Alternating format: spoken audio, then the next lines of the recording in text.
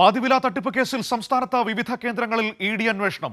കോൺഗ്രസ് നേതാവും അഭിഭാഷകയുമായ ലാലി വിൻസെന്റ്, കേസിലെ പ്രധാന സൂത്രധാരൻ അനന്തകുമാർ, പ്രതി അനന്തുകൃഷ്ണൻ എന്നിവരുടെ വീടുകളും ഓഫീസുകളും കേന്ദ്രീകരിച്ചാണ് അന്വേഷണം.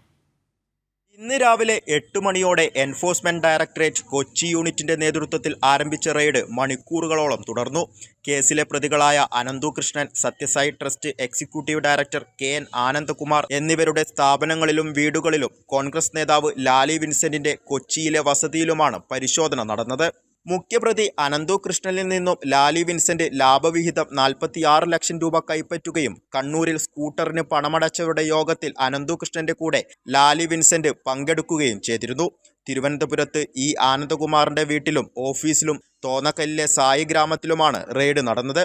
പ്രതി അനന്തുകൃഷ്ണന്റെ തൊടുപുഴ കോളപ്രയിലെ വീട്ടിലും 7-ാം മൈലിലെ ഓഫീസിലും നടന്ന പരിശോധനയും മണിക്കൂറുകൾ നീണ്ടു. 7-ാം മൈലിലെ Sardar Patel institute of advanced research development society എന്ന NGO കേന്ദ്രീകരിച്ച് 64 സീഡ് സൊസൈറ്റികൾ രൂപീകരിച്ചാണ് അനന്തു പണം സമാഹരിച്ചത്. കൈരളി ന്യൂസ്, കൊച്ചി.